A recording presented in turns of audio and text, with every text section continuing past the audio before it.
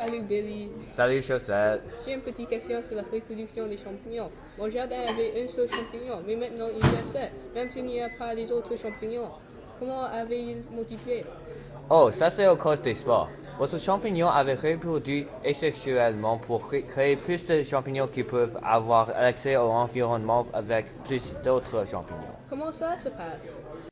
Alors, pour comprendre comment le processus se passe, on doit savoir qu'est-ce que c'est un spore. D'abord, un spore est une petite unité multicellulaire ou un unicellulaire reproductif qui servit comme une façon de dispersion ou tellement résistive, une façon de survivre les conditions non souhaitables.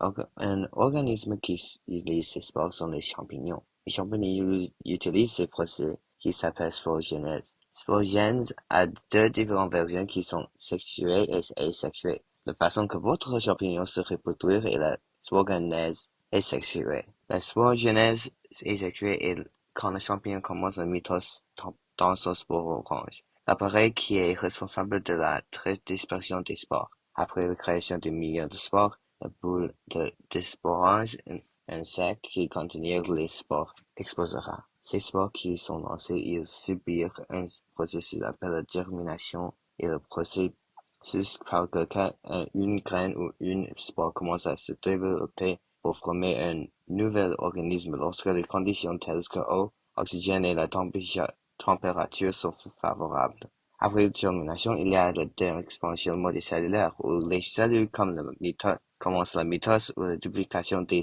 cellules identiques. Quelques plantes comme les fourrures et mousses subissent le même processus pour reproduire, mais les bactéries sont spéciales. Les bactéries subissent un processus qui s'appelle la sporulation où ils créent un membre résistant des spores dormants qui s'appelle les endospores pour se protéger dans les conditions dures. S'ils reproduisent si vite, comment ils ne sont pas partout? Quoi éliminer la population? D'abord, une raison est car les progénitures sera sensible aux mêmes maladies que le parent. En relation de celui, ils seront moins génétiquement divers, alors qu'il n'y aura pas de chance d'évolution.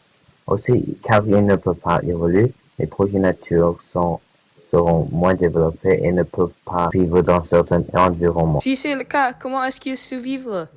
Justement, c'est aussi très utile s'il n'y a pas de mer ou s'il n'y a pas beaucoup de réseaux, car les spores peuvent aussi flotter à un plus souhaitable environnement où il y a une autre chance pour la vie. Aussi, c'est très efficient, car il ne besoin pas beaucoup d'énergie et l'organisme peut produire presque 1 million de spores en une fois. D'accord, j'ai compris maintenant. Merci pour l'explication.